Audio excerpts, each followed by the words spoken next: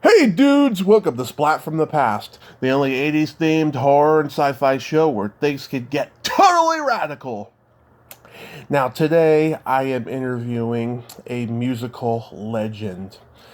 You all know her for her 1959 classic pop hit, Pink Shoelaces, Dodie Stevens. Dodie was only like 13 when she recorded that song. She became an instant teen idol heartthrob through that song. And she's still out there. Her and her daughter have new music.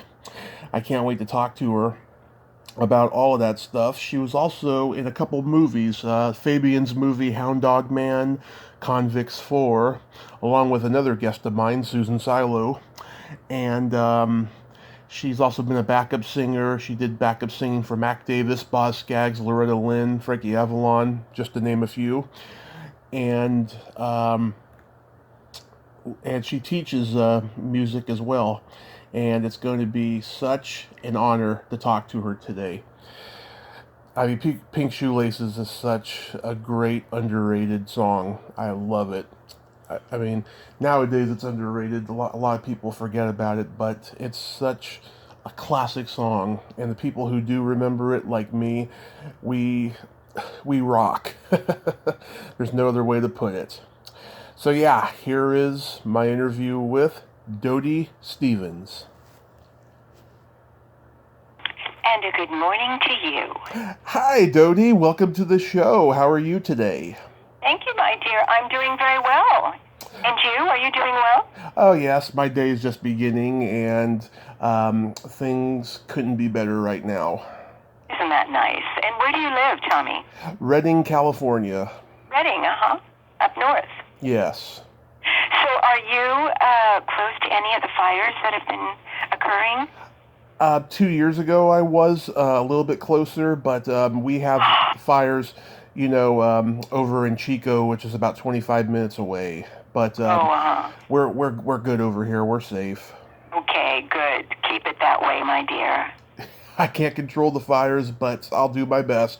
No, well, that's all we can do, you know. Yeah. I've come to learn that. We just do our best with what's in front of us at the time. Sometimes, I think we get a little too far ahead of ourselves. Yeah, I think I find so. myself doing that, and then I have to kind of remind myself, now, wait a minute. Let's just come back to right now and what's in front of you now. And what's in the future is going to take care of itself when it comes. You're right. You are so right. Yes, I mean, I do that too at times. I think it's human nature. It sure is. We want to know what's ahead. It sure is. We just do. We want to know what's coming, but no, that's not how it works. Yeah. But this is such a great honor. Thank you for taking the time today. How very nice of you to want me to be a part of your show.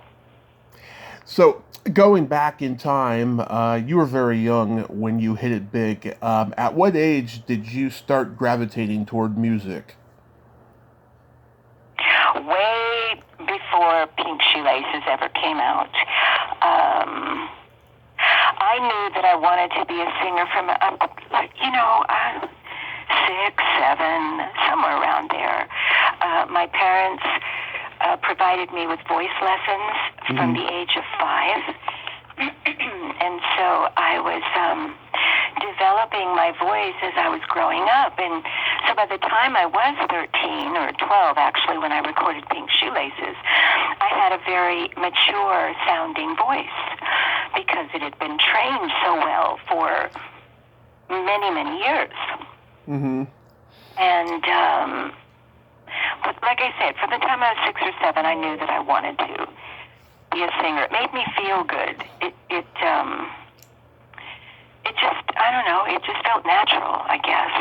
My sister, I have an older sister. She's just a year older than me, and it's just the two of us growing up. Mm-hmm. And she was always very much interested in sports and, that kind of thing.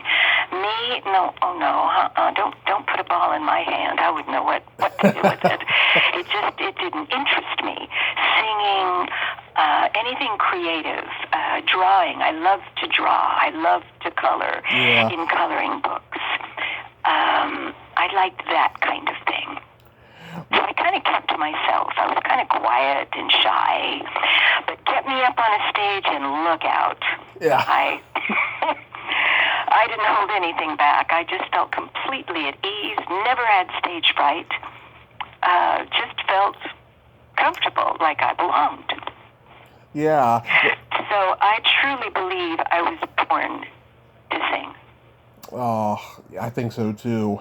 Yeah, I really believe that. I think we're all born with our gifts, and it's up to us to discover what they are. Mm-hmm. You know, because many times your parents or those that are quote unquote in charge of you, they don't always allow you to gravitate towards those things that you have an interest in or that come easily. A lot of times it's, well, I think you should do this, or I think you should be that, or you need to go to school and study this. And so, okay, you go along with it. And but then you get to a point where you start going, you know, when you make your own choices, and I think this is what I really want to do, because I really have a passion for it. I have an interest in it. I feel good when I'm doing it.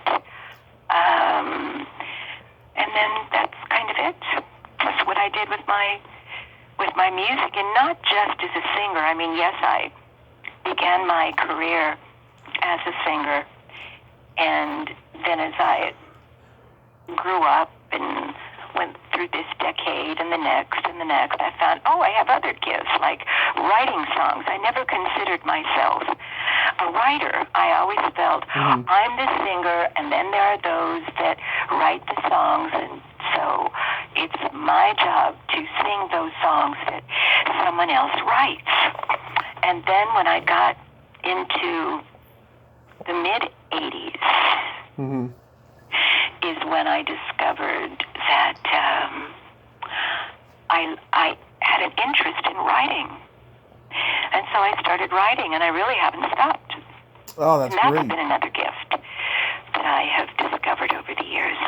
Wow. And yeah, I love it. Was there any particular singers you heard that influenced you that young? You mean when I was a teenager? Is that what you're asking about? Yeah. Well, I would say the one that influenced me the most as a teenager, as I was growing up and listening to all these records, and would be Dusty Springfield. Oh yeah, she was great. I loved Dusty. I just loved her voice. I loved the way she expressed herself in a song. I loved her songs and what they said. Son of a Preacher Man was, ooh! That's a great song, yeah. One of the best. So she influenced me, and then as I got older, I was influenced by, I had really a diverse influence when it came to singers. So I'll just kind of mention them. I'll tell you what they were, and might not be in chronological order, but these are the people that influenced me. Okay. Dusty, as I said, I started out with.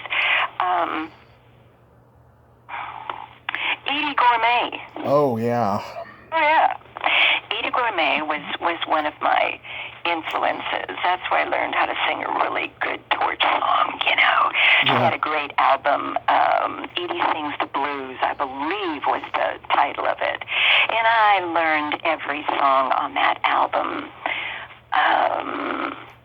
And so I was influenced in that way, which is completely diverse than Dusty Springfield, but great voice, great song, so I was influenced by her. Then there was very early age, and I'm going back now, was Judy Garland. And my voice teacher at the time, I was about 7 or 8. She was a Judy Garland fan. And so after I did my vocal exercises with her, then we would sing songs, and she would always choose a Judy Garland song. So I grew up being very influenced by her. In fact, I don't know if your listeners remember him or if you remember him, but Eddie Cantor. Oh, yeah. Eddie Cantor once said, and it was quoted on a Cashbox magazine or something like that, where he said, the greatest talent, Dodie Stevens is the greatest talent since Judy Garland. Oh. What an honor. Yeah. I mean, wow, it doesn't get much better than that. So she was absolutely a huge influence. In fact, my second album on Dot was Over the Rainbow, which was all Judy Garland songs. Yeah. Oh. So I did that. Then another influence was Aretha Franklin. Mm-hmm. Very influenced by Aretha. She was so powerful. I'm surprised that she's still not alive now, because she was so magical, that woman. Oh God, what a voice! I mean, what a voice that God blessed her with. So I had all these wonderful people that influenced my singing, and I don't sound like any of them. You know, there's a lot of singers that you'll listen to, and they'll sound very much like someone else has gone before them, you know, and so they sound very much like them because they listen to only that singer, and it's very easy to take on those traits, those musical traits, because I mean we're all mockingbirds, whether it's talking, singing, we mock what we hear, you know, and mostly we mock what we like to hear. And but I never did sound like it. When you hear me sing, and that goes on, that started way back when, all the way up till now. I don't sound like anybody else because I had all these different influences, and so I just kind of created my own sound. You were well beyond your years, though. I mean, you were only 12, 13 when you did that song, but you sounded so much older, you know? Yeah, and like I say, I give the credit to my training, to my vocal training, all those years. Because, you know, you can be born with a really good voice. Yeah. You open up your mouth, you sing a song, and you have this natural vibrato, and you have good pitch, and you just have this great quality to your voice. However, if you don't use it correctly, and you just sing your notes and your songs, but you're doing something damaging, not realizing that you're damaging your vocal cords because you're straining to sing a note. You don't know how to sing it correctly. Nobody ever taught you how to do it. Adele is a perfect example of that. Right. Beautiful voice. Very good voice. Obviously born with that voice, but she was using it incorrectly for so long that she did damage her vocal cords, and she wasn't able to sing from what I understand, for about a year. Yeah. She had nodes on her vocal cords. She had to have surgery. After that, you can't sing. You can't even talk. Excuse me, while you're recovering from it. And then when she did, then she was off and running again. Excuse me, got a little frog in my throat. That's okay. So you have to know how to do it right. That was one of the reasons why I became a voice teacher as well. In 2001 is when I started teaching. So I was still on the road and performing and doing all that good stuff. And then I decided I wanted to become a teacher. And I wanted to teach what I was taught. Right. So that I could help others not go through what Adele went through, and many, many others have.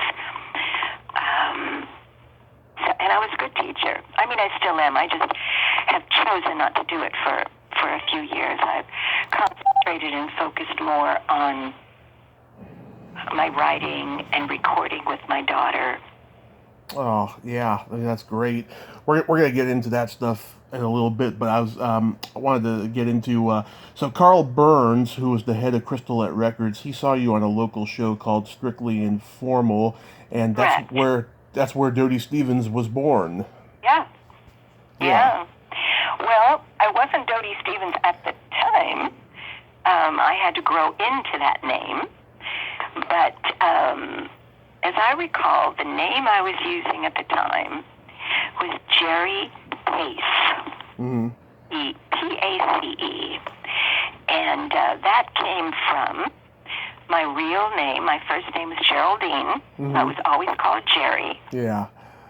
And Pace was shortened out of my name, Pasquale. I'm an Italian girl, Tommy. Oh, I'm half Italian on my mom's side. Really? Okay, my dad's side was Italian. My mother's side was Croatian. Oh, I'm Croatian on my father's side. Since that, Oh, interesting fact. that is crazy. Yeah. Since that's something.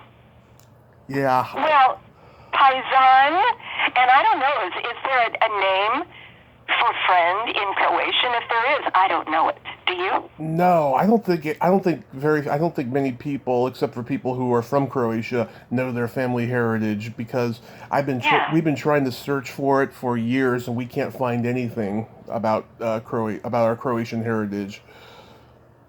Well, maybe we will someday, honey. Hopefully, yeah. You know, everything changes, so that may come into being. But so anyhow, it was Jerry Pace. Pace was short for Pasquale. Mm-hmm. And I was on the show. It was a local show, as you said, a little variety show. And they'd have different musical guests on the show. And they had someone by the name of Vic Dana, who had just recorded his first song on Crystalette Records. And Carl Burns was watching the show to see his new artist.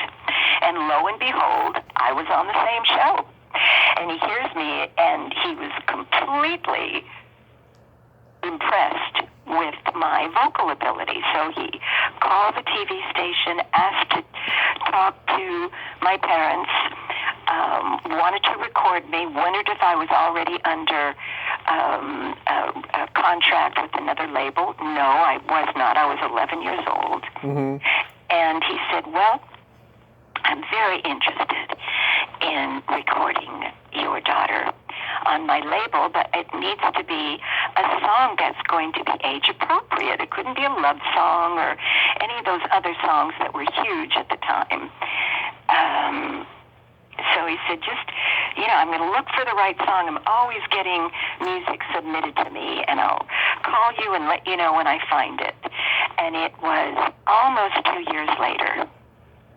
Wow. When he called with Pink Shoelaces. And the rest is history, as they say. Wow. And I know. is it true you didn't like the song at first? No, I did not. No, I liked the love songs. I liked what the Shirelles were doing, and the Ronettes, and the other groups, the Coasters, and the Drifters, and I loved all of those singers and the songs that they were singing. I wasn't a fan of novelty songs like Purple People Eater or even Itsy Bitsy Teeny Weeny. I wasn't a fan of novelty songs. No, I wanted songs with meat. I wanted something I could really sink my teeth into. And Pink Shoelaces was not one of them. Also, as you recall, and someone brought this to my attention recently, it was the first rap song. Yeah. Because all the verses were talked. They weren't sung. It wasn't until I got into the chorus that I actually sang. So I didn't like that. Yeah. I didn't want to talk my songs. I wanted to sing my songs. And, but, I'm 12 years old, and someone wants to sign me to his label, and I'm not going to argue. I couldn't. Back then you didn't argue over things. You just did what you were told. And so I recorded it, and it took about 2 or 3 months. I recorded it at the end of 1958, around November. if I recall, and then it hit big in, I believe it was February, right around my birthday month when I turned 13, that it took off. Wow. And Mickey Grant wrote the song. Did she ever tell you? Did she ever tell you the genesis about where it came from? Well, she never told me. There's two different stories. I don't know which is true, but I will share with you what I heard. Okay. The first story was that because she was such a wonderful songwriter, she wrote songs, musicals. That's what her love was. Yeah.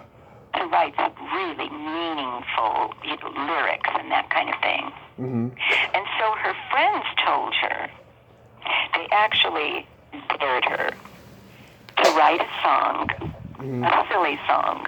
They said you couldn't write a silly song if your life depended on it, that kind of thing. And so she said, oh yeah? Okay. And so she got to thinking about the silliest song she could write. And when you think about it, because people have asked me over the years, you're talking about, what is it, deep sea fishing in a submarine? Impossible. Yeah. No, a 12-foot yacht, and she purposely wrote these ridiculous lyrics that were impossible to even think of or do, and that's how Pink Shoelaces was born. That was one story I got. The other story was that she was dating a gentleman in New York, I believe it was, who had just started his publishing company in partnership with someone by the name of Ed Brown. And so they had all these songs, and he, as I said, and his name was H.B. Barnum. And he was dating Mickey Grant.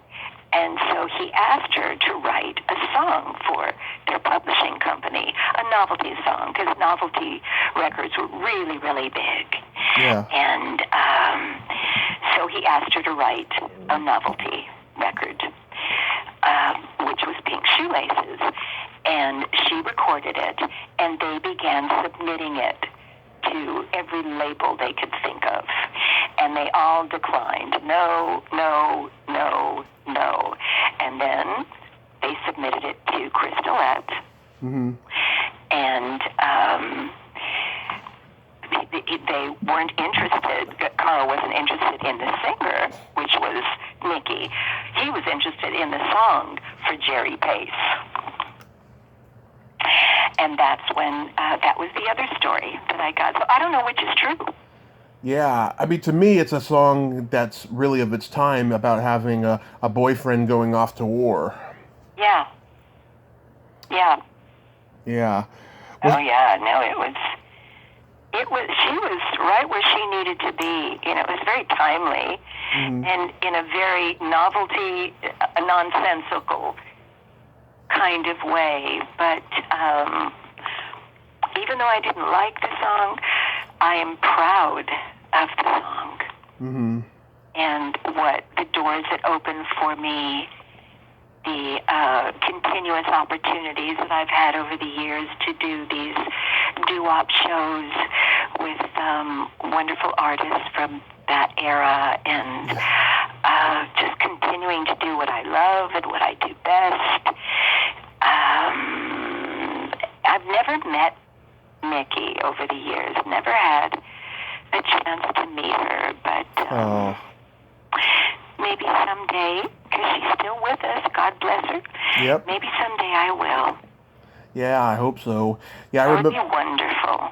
I remember 15 years ago or so, I saw you do a doo-wop show on PBS. It was you, the ones who do Don't Hang Up, and so many great songs from that era were being played on it, and Yeah. I thought you just did a fantastic job up there. Thank you so much. Of course, of course. Was there a lot of the Wrecking Crew guys playing on the song?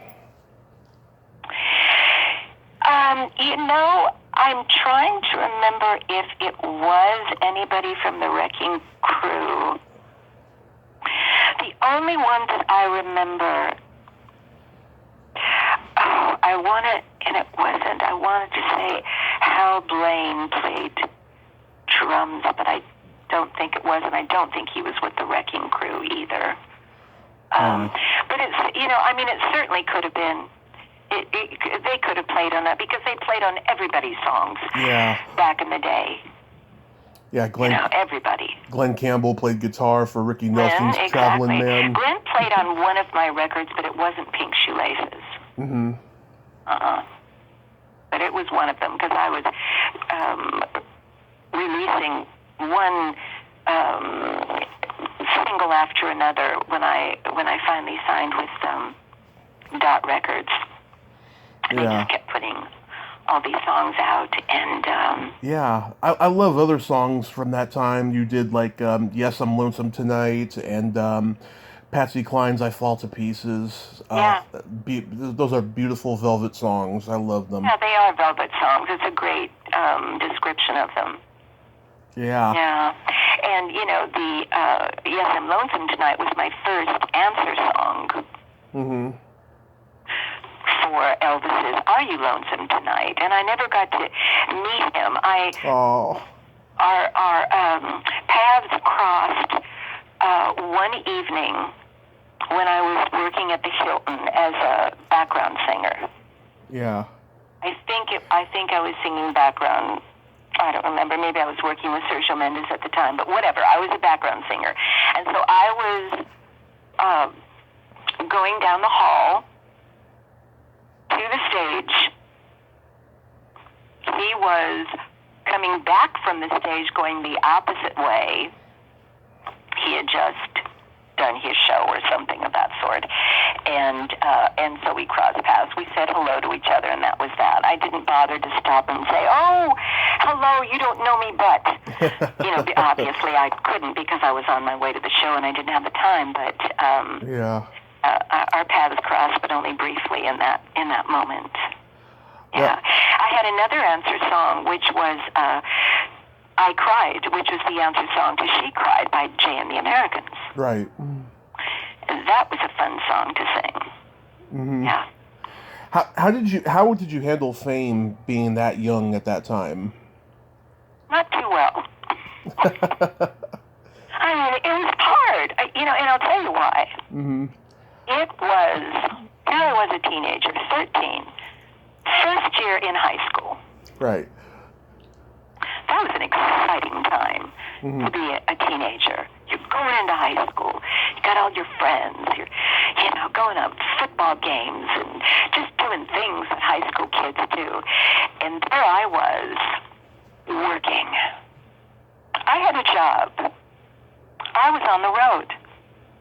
I was getting up early, like I had to if I was going to school.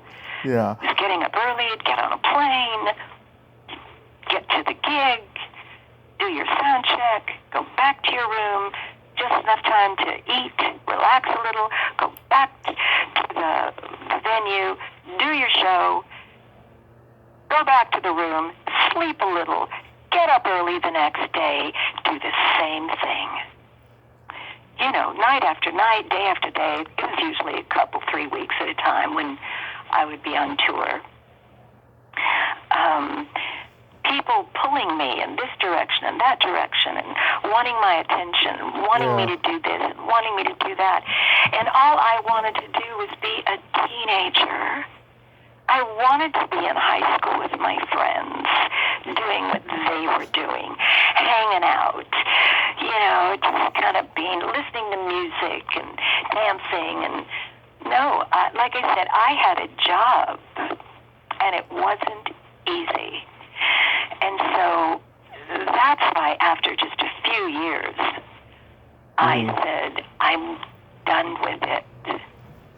I don't want to do this anymore. I quit in my junior year of high school.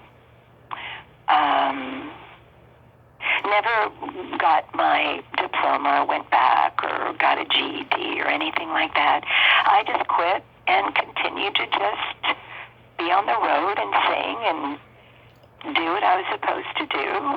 And then that didn't last much longer. I was about 17, I think it was, when I said, nope, I don't want to do any of this ever again. I'm done. I want to do what everybody else is doing. All my friends were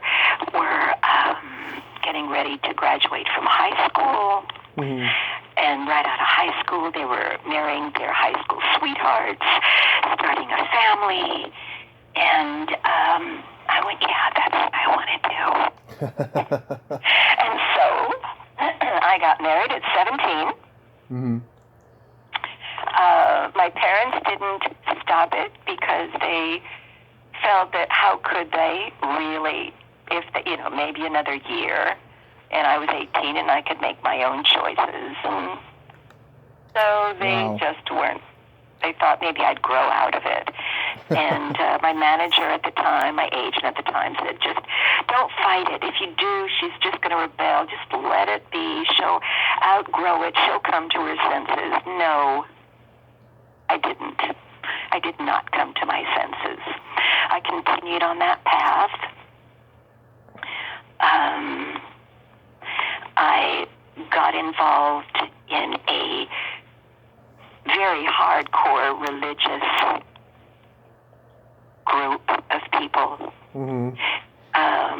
that convinced me that, the show business was of the devil.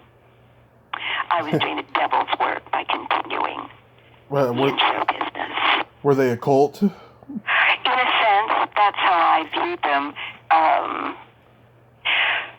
From pretty much every sense of the word cult, that's what they were about, because the church had the power over so many of their congregation that they had all these people leave their families and their jobs and their everything and move from California to Missouri. Yeah. Because in Missouri, the minister of this church was told it was the only place for the chosen ones, quote unquote, to be, because the world was coming to an end. The government was being taken over. Mm-hmm. And the only place that we could be was the Ozarks. The caves in the Ozarks. So we moved to Missouri, and we had our church services twice on Sunday, always on Wednesday. You couldn't watch TV, you couldn't listen to music, you couldn't do anything but go to church. And I was convinced that that's what I was supposed to do. I had my baby, I had a child. My baby girl was born in Missouri, and she was about 6 weeks old. 6 months old, excuse me.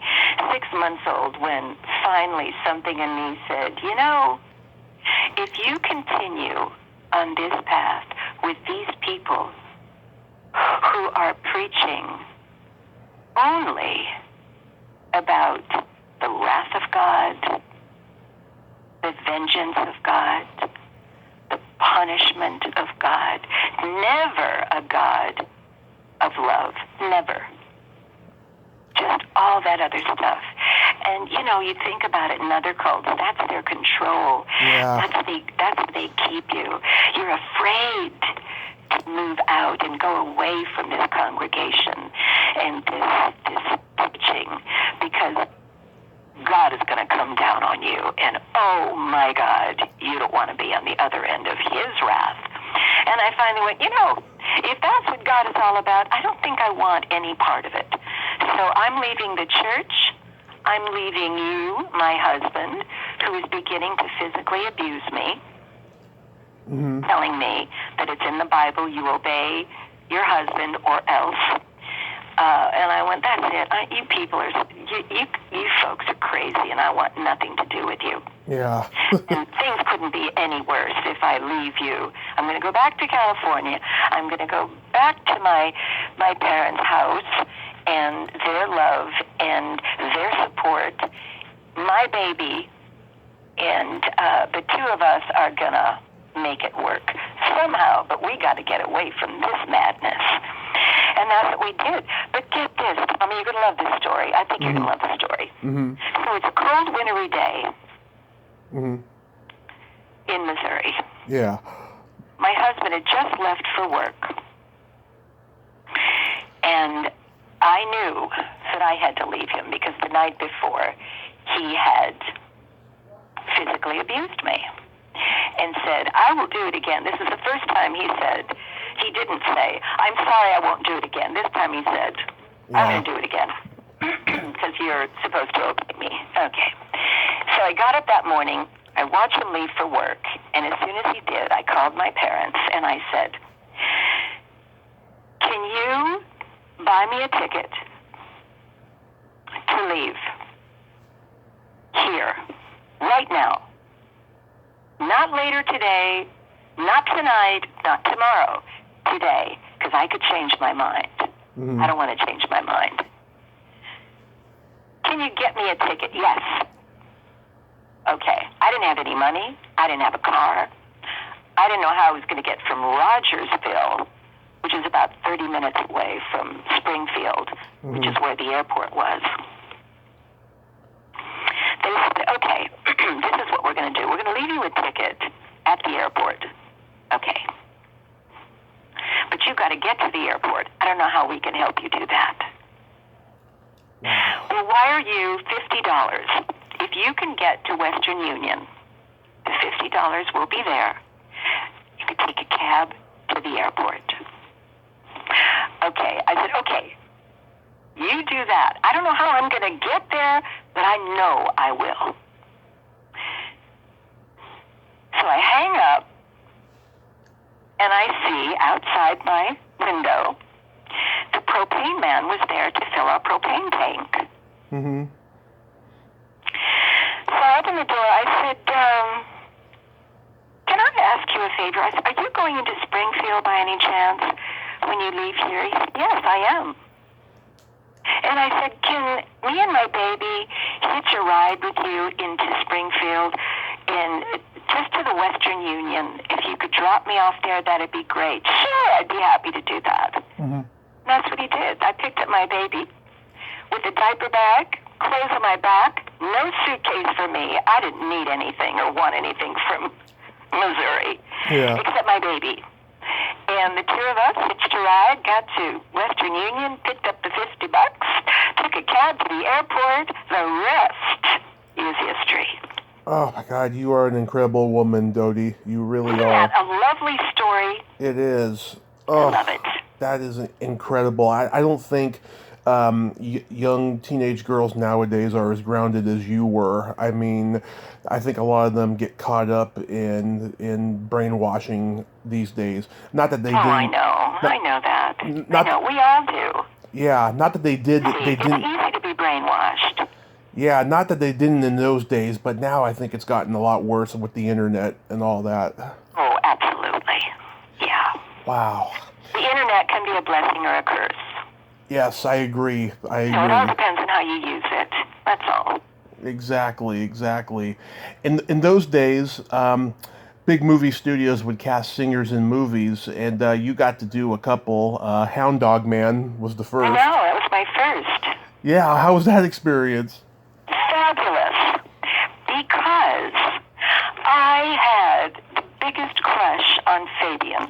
Yeah. Like every other teenage girl did. I wanted him to be my boyfriend. That wasn't going to happen. He was 16. I was 13. Yeah. You know. Oh, did you just hear my cat? Yeah, I can. She's a loud one. So I wanted him to be my boyfriend. All right. Wasn't going to happen. No possible way. Mm-hmm. Even when we did gigs together, tours or whatever. Oh, heartthrob. He was 16. He was, busy dating 16-year-olds and older girls, 18 or 13. I was a baby to him. Yeah. So I get to play his girlfriend in the movie. Mm-hmm. You want to talk about a dream come true? Yeah. So even though he wasn't really my boyfriend in real life, at least while I was doing the movie, because we were on location for a while, and then we were also at 20th Century Fox on the lot doing a lot of the scenes. So I got to pretend he was my boyfriend because he was in the movie. We never got to kiss. We never did anything like that. But we were definitely boyfriend and girlfriend. That was my role. Nita, N-I-T-A. Nita Stringer was my name. Right. So much fun. I think that was Don Siegel's first big studio movie after doing low-budget B movies like Invasion of the Body Snatchers. Yeah, it was. It was his first, yeah. And we just lost Stuart Whitman. Do you remember much about him? When did we lose Stuart? I think it was in February, because in March I interviewed James Drury just before he died, like 2 weeks before, and he said at the end, "Can I say a few words about two friends of mine who just passed, Stuart Whitman and Lyle Waggoner?" And I was like, "Sure." And then he did, yeah. Well, I don't have much of a recollection of Stuart, only because, and he was also in the second movie I did, which was Convicts 4. Yes. I just, like with Hound Dog Man, I don't remember much of anybody else but Fabian. Yeah. You know what I mean? My focus was on Fabian. Period. Yeah, Convicts 4. And then when we did Convicts 4, it was just such a short amount of time that I was spending any time with Stuart. I had one scene in the movie. It was considered a cameo role because there were so many huge celebrities in that movie that just had these cameo roles. Yes, you're my second guest from the movie, too. My first was Susan Silo. Susan Silo was in the movie? Yeah, she was in Convicts 4. I don't remember her. Yeah, she played Kathy as an adult. Oh, okay. Yeah. Well, I don't remember. I don't remember. That time of my life was literally a whirlwind. Yeah. I didn't know if I was coming or going. I was going in so many directions and doing so many things all at once. And like I said, that was my job. I was working hard. You went on shows like the Bob Hope Show and American Bandstand. Do you have any memories of that? Well, with Bob Hope, I remember that on his TV show, when I sang the song Pink Shoelaces, it was within a scene. And the scene was being in like a malt shop or ice cream parlor or something like that, sitting at a little table. Mm-hmm. And I was a waitress. I had a little waitress's little white thing on my head and a little apron. And Bob played Dooley, and he was sitting at the table, dressed from head to toe in what Dooley was wearing, as you remember. Yep. Okay, he was dressed to the nines in that, and I was waiting on him and singing the song to him. So I remember that. Later on, after that, I'm trying to remember how old I was when I went on tour with him. But I opened the show for him. We did a college tour, and I opened the show for him. He was so taken with me and impressed with me, and so he wanted me to be a part of his tour. And so I got to open the show for Bob Hope. What a thrill. What an honor. Yeah. Had dinner with him a couple of times, I remember, at his home, with my parents, of course, that took me there, and that was a delight. So that's what I remember of Bob. And then being on American Bandstand. well, you can well imagine, here I am, 13 years old, and I'm on the biggest show out there with teenagers. Yeah. Dance show. I would rush home every day from school to turn on American Bandstand to watch my favorite dancers. Kenny and Arlene was one of them. Bob and Justine was another couple, and there were a few others, but those are the ones that stand out. And I just love them, you know? Love those dancers.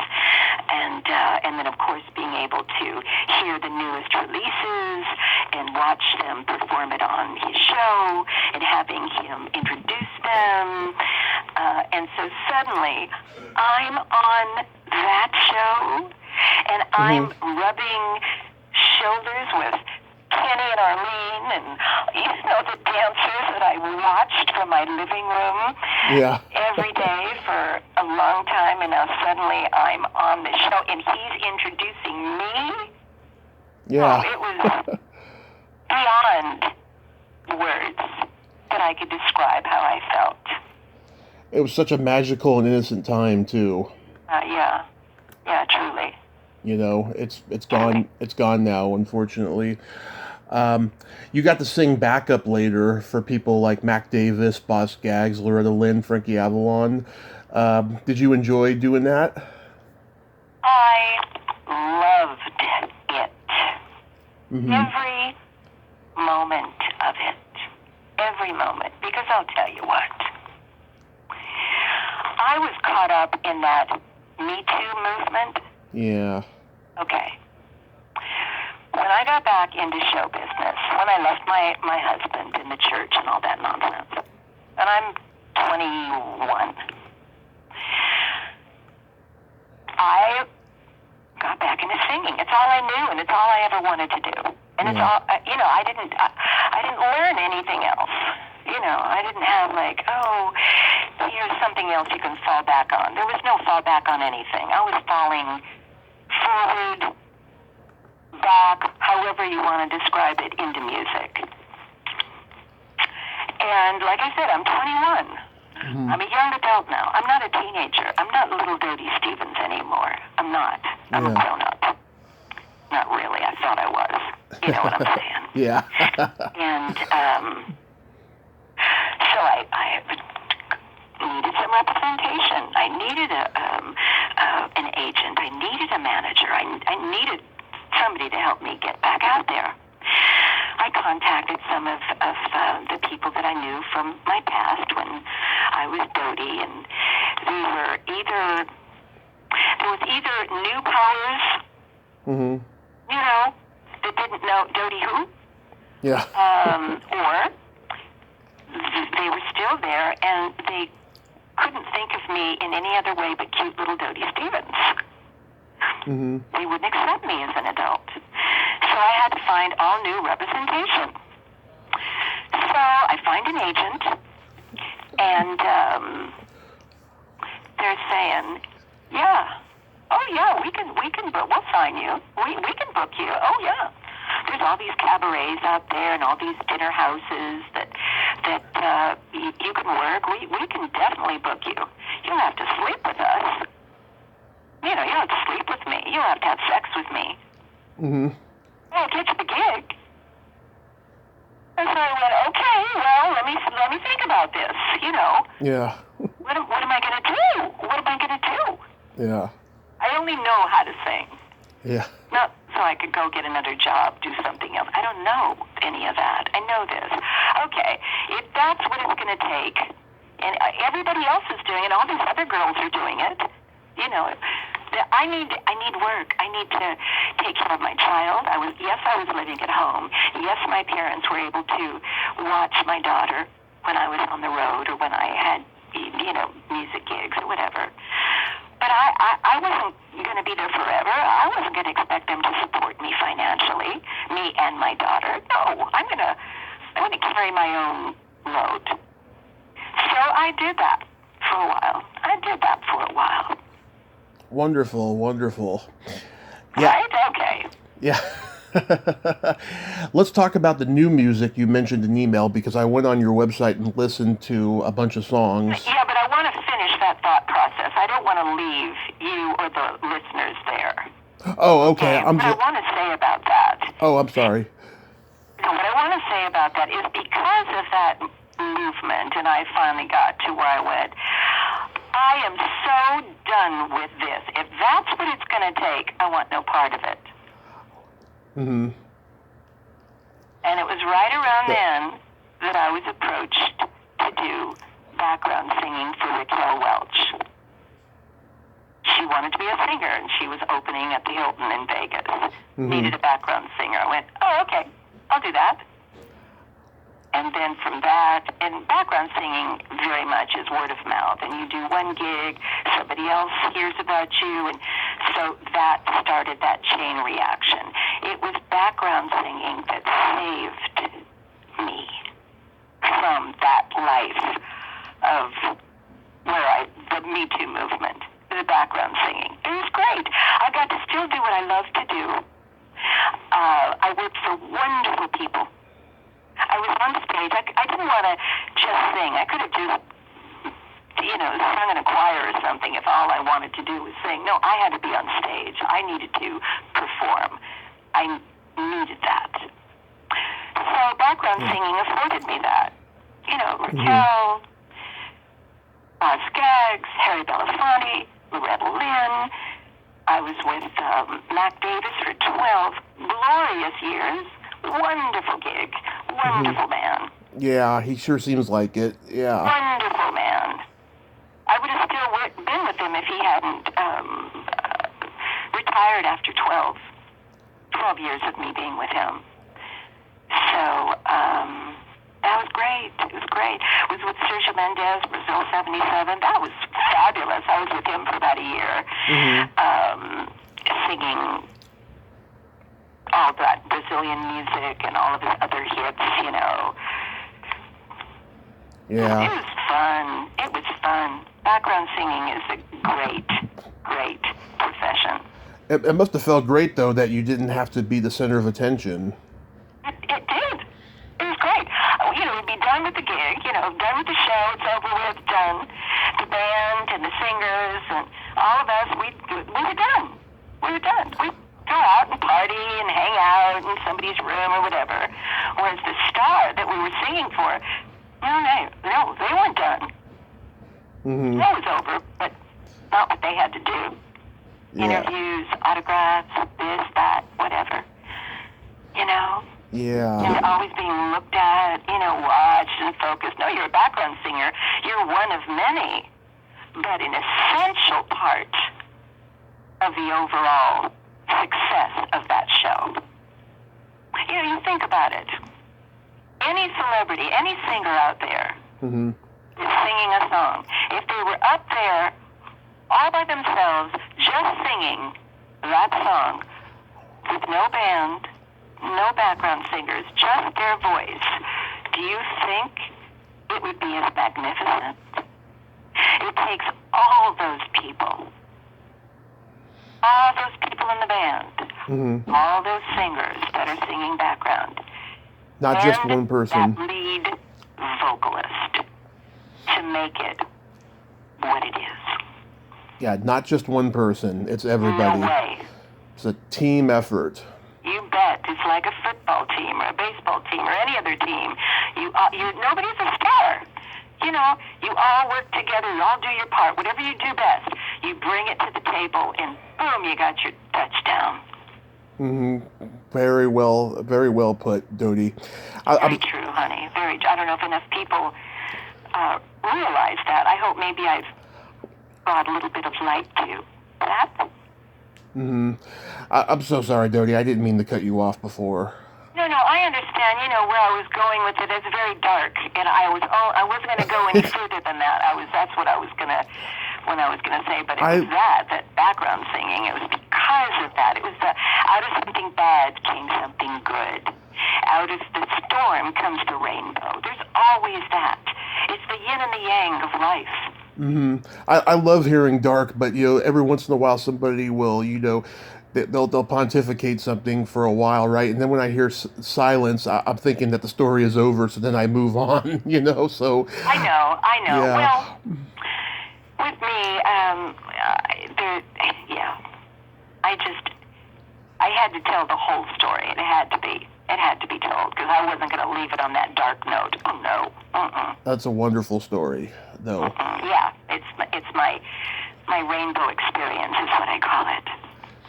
But yeah, with the new music though, with you and your daughter Stephanie, I heard a bunch of songs on the website. I love them. Did you go to the website and give a listen to some of them? Yes, I listened to the one you. Wonderful. First, I listened to the one you sent me. It is what it is. Yeah. I got your little smiley face in your heart, and that obviously told me that it brought a smile to your face, and it warmed your heart. Yes. And you loved it. Yes, it was a great one. And I also heard I'm Not a Bully, which starts off with this quirky kind of dark tempo with an organ, and then it goes into like a dance club vibe. It goes into that like disco thing. Yeah. And then I heard Someone So Bad, which has a country pop flavor to it. And I love that song. I loved recording that album. It was called Outlaw of the Heart, and Someone So Bad was one of them. It's Southern Comfort Man, yeah. I heard I that. love that. Mm-hmm. Those are all songs that I co-wrote. Yeah. So has your daughter been a singer for a long time too? Since she was, get this, 13, just like her mama. It's a pattern. 13, and yet she had been singing for years, but she never let me hear her. I never heard her sing. Mm-hmm. She did it behind closed doors when I wasn't around. I don't know. I did not know she had this voice that she had. It wasn't until one day I was driving with a friend of mine, a background singer. Mm-hmm. And we're in the front seat, and we're listening to music on the radio. And Tiny Dancer came on. Mm-hmm. My daughter, Elton Stephanie, John. sitting in the back seat. Like I said, she's 13. And all of a sudden, she starts singing this song along with Elton John, a voice that made the two of us, my friend and I, turned around to go, where did that come from? And it was from that moment on that Stephanie and I began singing together. We did our first commercial together for Jack LaLanne. Wow. His TV show, My Daughter and Me. Oh. Is that wonderful or what? And then from that moment on, she just became a part of what I was doing. And I always took her on the road with me. Well, not always, but when I could, when it was the kind of gig, if I wasn't gone for too long or she wasn't in school during the summer months, I would take her with me on the road. Mm-hmm. But she literally grew up in the wings watching me sing my background gigs. Does she have children who sing? She doesn't have children. She's never been married. She has a dog that I consider my grand dog because she's not going to get any grandchildren. Not now, not at her age. Yeah. But no, she's never been married. She's had long relationships, a few of them where she could have been married and would have been divorced, but it wasn't in the cards for her. So she didn't get married, and if she wasn't married, she wasn't going to have a baby, and so I have a grand dog. That's it. A grand dog. Grand dog. Mm-hmm. So is recording together a fairly recent thing? Well,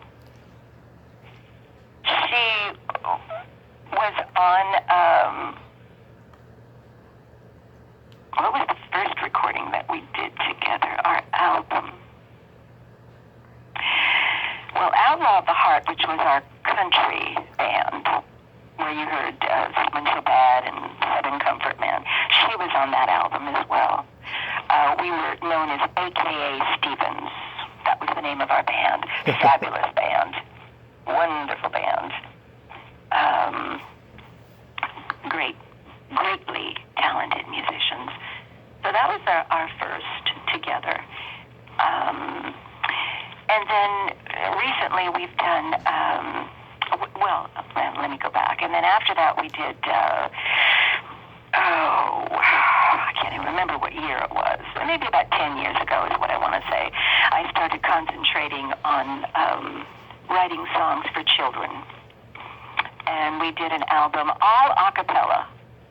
No instruments at all. It was just my daughter and me creating all the sounds of the instruments and the vocals for it.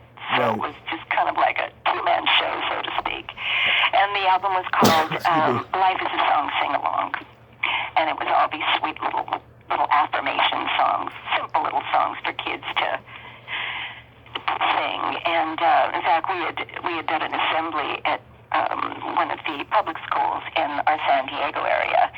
And the superintendent of the schools and the performing arts for the schools was in the audience and said, I want you to take this assembly to all the schools in the district. Yes! Yes! Only for maybe 2 weeks later, all the music was pulled from the schools. Oh. And so that, talk about timing, that was the end of that. But then I went, nothing stops me. Let me tell you something, nothing stops me. And so then I went, okay, all right, let's take this a little further. We'll still do another a cappella album, and we'll call it LIASA, which was an acronym for Life is a Song Sing-Along. But we'll make it for adults. Yeah. Okay, so then we did that for adults. And we started taking it out into the community, just, small little venues here and there. And then that evolved into us doing, actually working with the band, or creating the band, I should say, creating the tracks. And that's when we did our Affirma song, which is, just all these positive message songs, songs that people need to hear. It makes them empowered and encouraged to step out and follow your dream and don't let anybody hold you back. Or it's just, let's live in a positive way. There's so much good in the world. Let's stop focusing on the bad, which is what we seem to do. Yeah.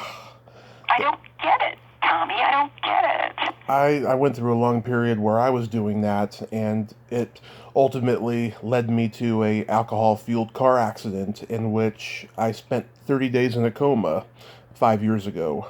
Oh my God. And you were the one that was doing the drinking? I was doing drinking, yes. I was a passenger, and my driver was drunk. I fell asleep in the passenger seat, and he fell asleep at the wheel. And my God. Was anybody else injured? No, but there was a car that collided with ours, and we were out of the car already, and the impact hit us. But the two guys who were driving, who hit, they got like a minor head injury or something, and they felt really, really bad. I think they visited us when we were in the hospital. I don't remember. I was under anesthesia, but. My God! So whoa! What a traumatic event for you. Yes, but then I started this podcast, and I've just interviewed all these amazing people that I grew up idolizing, and I'm coming up, pretty soon on 1,000 interviews. I know, I saw 980. Pretty damn good, honey bun. But look, that's your rainbow experience. That horrible accident. Right. It's the storm. People, they say, I'm so sorry that happened to you. I say, no, it was the best thing that ever happened to me. Otherwise, I wouldn't be doing this podcast and just having a great time with it. I know. See how those things, it just is a way of working out. It just, I don't know. I call it God. I call it, I do too. Whatever you want to call it. It doesn't matter the name you give it as much as the belief that you have. Exactly. And if it's something good and positive, keep doing it. That's all. Keep going for it. That's what I want to do. We're kind of here when you really think about it. It's just a blink of an eye and then we're gone. So make the best of the time that you're here. And it sounds like that's what you're doing.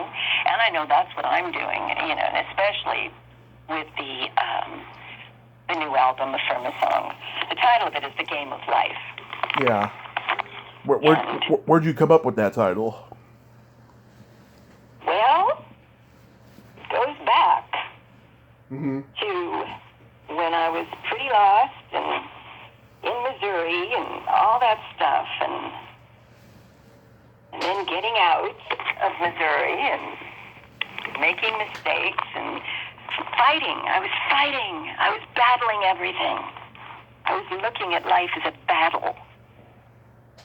And as soon as I turned it around and I was given this new information that God isn't hate and vengeance and wrath. God is love and peace and joy. God wants you to be happy. God wants you to survive and succeed and all that stuff. Mm-hmm. So once I got that, I was able to not look at life as a battle anymore, and instead to look at it as a game. In fact, one of the first books that I read about that new way of thinking and being and living was a book called The Game of Life and How to Play It. And I read it in 1973, and that's what changed my life. And I've never gone back to being who I was before that. And so when we put this album together and I was writing all the songs for it, the first one I wrote was called The Game of Life in honor of my being reborn, so to speak, back then. Mm. But I look at it that way. It's just, I think most people do look at it as a fight, as a battle, and all that causes is stress and strain and not goodness. There's always an opponent. I don't want an opponent. I want an ally. Yeah. I want to create allies, Yeah. You know what I'm saying? And so I thought, well, what an appropriate title for this song. Kind of it capsulizes it, what all these songs are about. Mm-hmm. Being divine order and everything kind of happening the way it's supposed to, and just all kinds of positive things. And life is a game. And I don't mean to say that there aren't things that happen in our lives that are absolutely devastating. Mm-hmm. I'm not saying, and like the pandemic, I'm not saying, oh, life's a game, let's not, Yeah. It's all fine, everything's good. Oh, no. But I'm not going to fight it. I'm not going to fight it. I'm just going to do my part. Go, it's like, and like the lyrics, one of the lyrics in the song says, it's like playing solitaire. You're playing a game, and you're the one that's playing it. There's nobody else in the game of solitaire. It's you and the cards. It's up to you to put that card where it needs to be. Or in a board game, you throw the dice, then you move a few places on the board. No, if it's not right, it's not a good one, well, you stay there for a while. If it's a good one, you move on to the next until you finally are at the end of the game and you're a winner. I want to be a winner. I don't want to be a loser in life. Mm-hmm. Same here. And I want to help others be winners too. Oh. And that's why I'm so proud of this album and the songs that were created through me, not by me. That's something else. Beautiful. I don't take credit. Like, oh yeah, I wrote this song. Oh, I wrote these lyrics. Oh yeah, that's great. Isn't that great? Aren't those notes wonderful? No, I don't take the credit. I know that through everybody that walks this planet, that there's something in us. We're born from it, whether you want to call it God or spirit or divine intelligence or higher power or whatever you want to call it. It's in us, and so it's that higher power, that God, that writes these songs through me. Because sometimes, I'll tell you what, I'm writing a song. In fact, yesterday I was writing another one. And the line, was there, and I looked at it, and I'll do that with a lot of songs. I'll look at it and go, wow, where did that come from? Because I didn't know that. Mm-hmm. But I wrote it, so I'm being taught through my own music. I'm learning things as I'm writing. Have you ever thought about writing a memoir? Yes. Mm-hmm. And I think it's something I'm just going to have to do someday. Because Yeah. I have so much to say. But I think all of us do. I mean, I think we could all write the story of our life, and there'd be a lot of interest in it. Maybe some more than others, but we all have a story to tell. Yeah. I think... We all have a story to tell. Look at you.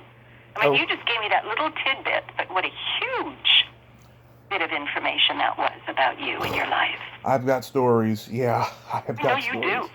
Yeah. I know you do. And when we resort to alcohol or any other drug or whatever the addiction might be, we're running away from something we don't want to look at. We're trying to hide something. We're trying to make ourselves feel better. And for a moment, it makes us feel better. Mm-hmm. We don't have to look at it. We don't have to experience it for as long as we are in the throes of whatever that addiction might be. Yeah, I'm glad I'm not there anymore. I really am. I know you are, honey. You are. How long were you a drinker? Overall, probably about 4 years in total. I had been a bouncer in a bar for years before that, but I never drank when I was doing it, and then I started at a certain point. Interesting. So you didn't drink when you were in a bar where everybody else was? I would have maybe a shot on my birthday or someone else's, but that I wasn't a consistent drinker at that time. I didn't even touch beer or whiskey or nothing at that time. Wow, and then something happened to Yes. Something. Turn that around. Well, we all have it in my family. It's a genetic thing. My brother, he's been sober for 13 months now, and my mom is struggling with it. She just had an accident this summer, and oh my goodness, not a car accident, but just an accident that happened, and she's struggling with it, and we're trying to help her get through it. I know, it's so difficult, and alcohol, to me, alcohol and smoking cigarettes is the hardest addiction to overcome. Oh, my mom, she smoked everywhere. My mom smoked 35 years, and we never thought she was going to stop, and she's been off cigarettes for 14 years now. Amazing. Yeah.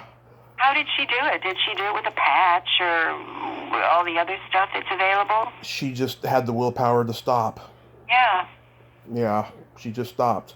My grandmother, she smoked probably 50 plus years, and after her second heart attack, the doctor said, you have one more, you're going to die, and so she stopped, and she lived another 10 years. Oh my God. See there. I mean, it's the things that we do to our bodies, we don't realize it at the time, and even when we do realize it, it's not enough. You're going to die. Yeah, okay, but I can't give it up. Because if I do, then I'd rather be dead than have to deal with this. Mm-hmm. It's kind of the mentality in a nutshell. Absolutely. So you just keep doing it. And you never know what that trigger is going to be that's going to make you go, you know what? I've so had it with this. Yeah. I mean, me and my mother, we've lived through our accidents. We're here for a reason. I know you are. Yeah, or you wouldn't be. Absolutely, Yeah. My brother, just before he quit drinking, had a near-death experience. He's here for a reason, too. There you go. If you don't mind me asking, how old are you? I'm the oldest 37-year-old you'll meet in your life. I love all old entertainment. Get away from me. You are 37 years old. You are young enough to be my grandson. I've had a very interesting life that I've got to experience so much in just 37 years. Oh my God. So you're the oldest. So your brother is... Oh, no, my brother's the oldest. He's 46. He's the oldest. Yeah. He's how old, honey? 46. Uh-huh. My mom... 10 years apart. Yeah, my mom had 4 miscarriages between us. Oh, God bless her. Yeah. They were all boys, too. boys. Wow. I jokingly say, though, that I made up for those other 4 because I can be a handful. Well, I can understand that. I can totally understand that. Yeah. So, Oh dear. Did you also grow up with a father and a mother, or was it from a divorced family? my parents did get divorced, but not till I was 14. I had both my parents. I mean, my dad, he had his addictions and stuff, and there was a long period where I didn't spend much time with him. But from the time I was like 5 till I was about 7, because he worked graveyard shift, and then about a year or so later, his addiction came back after being away from it since I was born, and I have a lot of great memories with my dad, and we are close, and I have forgiven him for all the stuff because I get him, because I've gone through it too. Sure, of course. Yeah. And forgiveness is so important. And it's very hard for me to forgive, especially after coming back from this. There's certain people I can't forgive, but there's a lot that I can. It's 50-50 for me. So why do you think you can't forgive them? I don't know. Maybe I'm still pretty scarred from certain things. Certain things are not as easy to get over as others. Maybe. Okay, well, let me ask you this. I'm curious. Mm-hmm. These people that you can't forgive, Yeah. do you believe that whatever it is that they did, they intentionally did it, or did they, to purposely hurt you, or do you believe they just did it because they didn't know any better at the time? I think that they could have done it intentionally because they're that kind of people. Yeah. Because what? What did you say about that? Because they're that type of people. They do it. Too bad. They're very lost. They do it to others. Yeah. I call them lost souls. They are. I considered myself a lost soul during that period as well. Of course you were. Yeah. Yeah, of course you were. But some people just, I guess, remain lost, choose to remain lost, choose to just, say, well, that's just how I am. Excuse me, but that's bullshit. You can swear all you want, Dodie. Thank you. Yes, I swear all the time. It just means you don't want to change. That's all that means. Exactly. Everything is so great, you don't want to change. What? Yeah. Let me share this with you. I read this somewhere, and my daughter gave me this little plaque that I have in my living room. It says, "If nothing ever changed, there wouldn't be butterflies." Huh, that's a very compelling quote. Yeah. Is that wonderful? Gives me chills just to say it. It's a very compelling quote, yes. It's fabulous, and it's an anonymous quote. Yeah. And people don't Nobody took the credit for that one. Yeah, people don't use that phrase anymore. I got butterflies in my stomach. They don't use that phrase? Oh, I use that. Yeah. I use that, yeah. And every time I see a butterfly, and I see lots of them on my property, I think of that. I think of that quote. Nothing ever changed. There wouldn't be butterflies. Oh. So before... people are constantly going to change. They need to. I mean, even if they're grand people and they don't do anything wrong, which to me, that's impossible. There's, you accidentally can do something wrong. Just don't do it again. So don't do it again. If you find out it's wrong, then change, quote unquote, the behavior.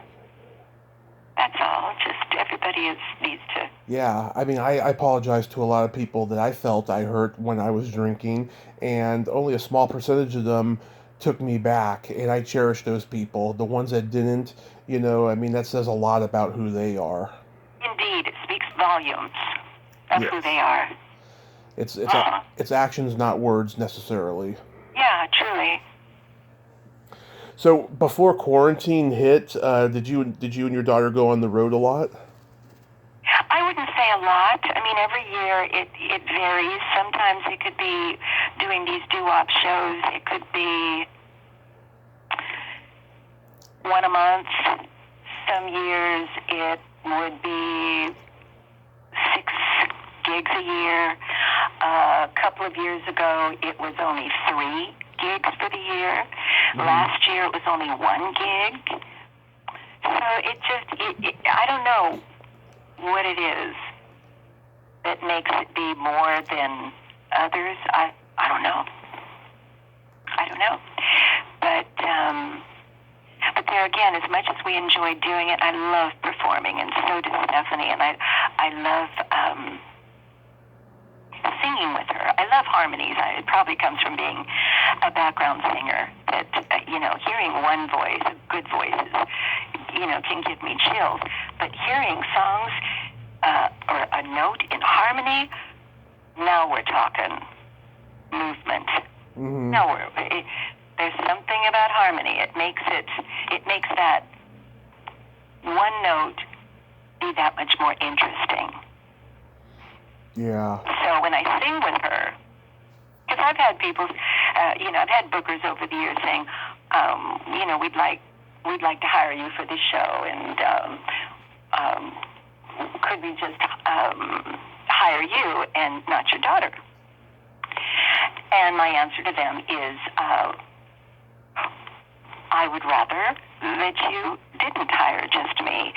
For one thing, I'm not asking for more money because my daughter is with me. I am asking for an additional plane ticket and room, but you're not paying more.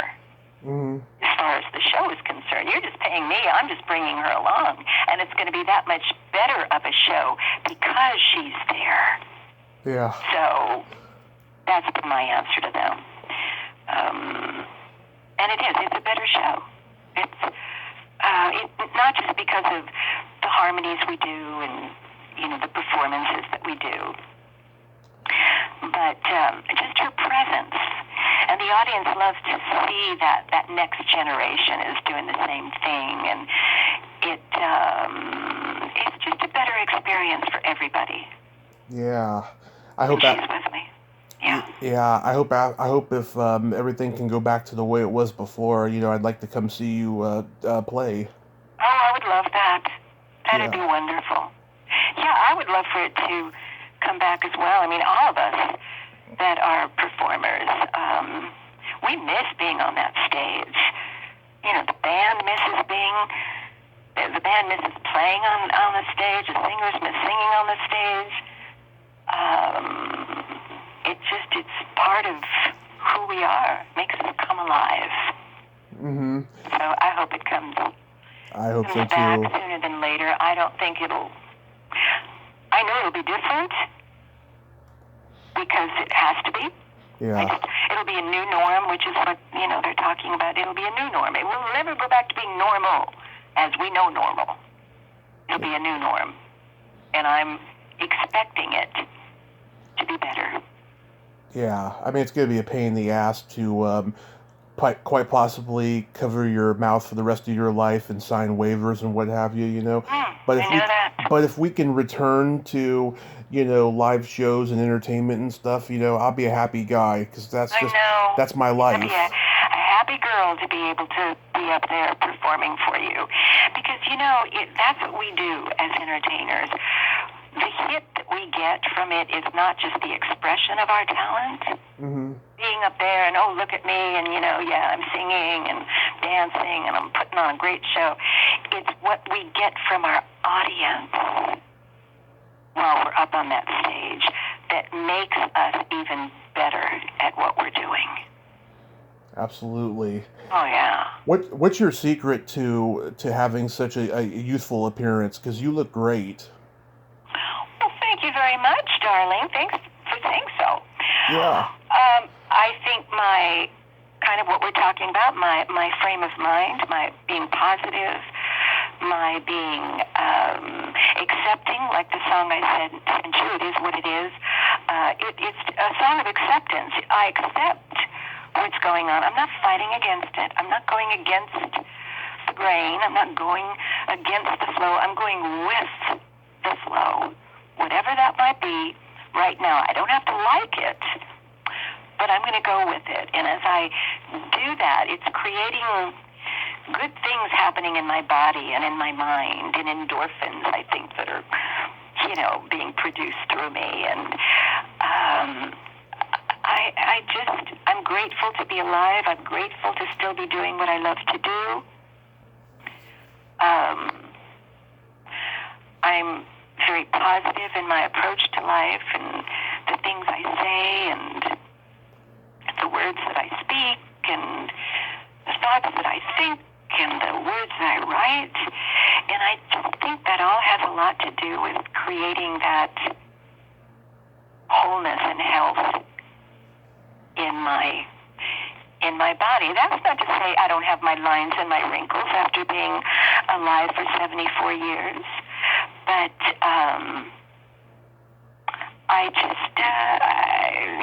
it is what it is. I could look better, I could look worse. I'm just going to be thankful for the way I look and the way I feel. More so about the way I feel than the way I look. Because if I feel good, I'm going to look good. Yes. Yes. Simple. It's really simple. And you do look good, I have to say. Thank you very much. What was the last photo that you saw? Maybe we should ask you that. It was on the website, I believe. Okay. Was it with my daughter? Yeah, I couldn't tell you when it was taken, but you looked good in it. Okay. Thank you. Of course. Well, if you saw it on the website, I try to keep very up to date with that. I don't like being misrepresented. You look one way in a photo and you keep using that same photo for decades, and then you show up and people go, "Oh my God, what happened to you?" I want people to just kind of go along with me. This is how I look now. Okay, now this is how I look now, and I also don't try to compare myself to anybody else. I think that's important. We're all who we are. We all look the way we look, and I agree. Like I said, I could look better or I could look worse. So it is what it is, just like the song says. The acceptance. Absolutely, yes. Right? Yes. Yeah. So, Dodie, I have this secret silly game that I like to play with my guests. And all right, play away. How this works is, this is a series of silly slumber party questions. And I ask you the question, you answer it, and then you ask me the exact same question, and I answer it. And it's not win or lose, it's just silly fun. Okay, say that again. You ask me the question, and I answer it, right? Right. And then I ask you the same question that you asked me, and you answer it. Is that what you're saying? Exactly. Okay. Okay. Dodie, are you ticklish? Yes. Tommy, are you ticklish? Yes, very ticklish. Oh, very, okay. What's your favorite part of the body? Ooh, I gotta think about my favorite part of my body or somebody else's body. It can be anything. I would say the face. Okay, yeah, I've heard that one many times. Okay, and what's your favorite part of the body? The belly button. The belly button. Can I ask you why? Of course. Why? I think it's a very sensual, erotic part of the body. It's like middle ground between being a private part and a non-private part. It's just, there's something compelling about it, I feel. Oh, interesting. It's also, it would be considered the core of our body. Exactly. That's how we are born. I have a friend, she has an analogy. She said that God has all these babies in heaven that don't have belly buttons, but he pokes their stomachs and then the belly button is formed, and then he assigns a mother to that baby. How sweet is that? Yeah. She's a real hardcore Christian, and so I think that's just a wonderful, wonderful analogy. Oh, absolutely. So sweet. Mm-hmm. What color are your toenails painted? Blue. What color is yours? Right now they're not painted, but last time they were purple with sparkles. Oh, how fun. How fun. Yes. What colorful man. Yeah, I like to go for elaborate colors. Coolness. What would you say is your best personality trait? Would that fall under the heading of being positive-minded? Mm-hmm. Would that be a personality trait? Oh, yeah. Being Okay, well, then that's positive. what I would say. Mm-hmm. And for me... and what is your personality trait? My sense of empathy and that I have no filter. Oh, you have no filter. Yeah. How come you have no filter, my dear? It's part of my personality, being half Italian, and just the kind of humor that me and my whole family has. Okay. And, All right. And then my favorite question, is there a stinky smell that just makes you gag? Oh, my God. A stinky smell that makes you gag. It was... I don't know, that's just so funny. It would have to be... But I don't know if it would make me gag. I can't think of anything that would make me gag. But a stinky smell that just repulses me would be cleaning my cat's litter box after she's pooped. Oh, yeah. I have to go through that, too. Yep. You'd have to go... You have a cat? Yeah, we have a cat. Yeah. But I'll tell you what. Mm-hmm. I invented... This is such a cool thing. I invented a litter box cover years ago. Maybe 20. It was right around the time that I started teaching. Mm-hmm. And my students would have to pass by the litter box to get to my music room where I gave the lesson. Mm-hmm. And I went, this won't do. I've got to do something. So I took a pillowcase or something and I threw it over the box, the opening of the box. But that didn't work because then my cat couldn't get into the box. So I created some other form to put over my box. Uh-huh. To this day, I use it. To this day, nobody ever smelled my litter box.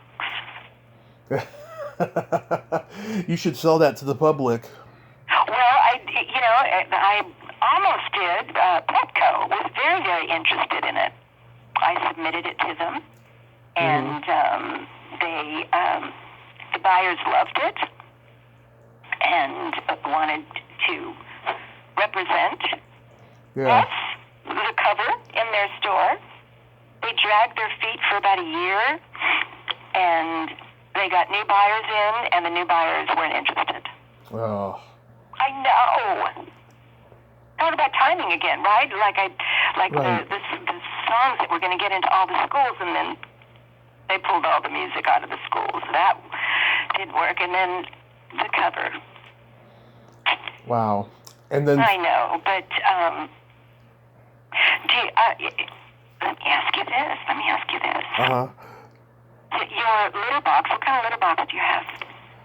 I haven't really taken a look at it. Is it the kind that has a cover over the top and then it has a big opening for the cat to go in and out of? Oh, yes, it does have one of those.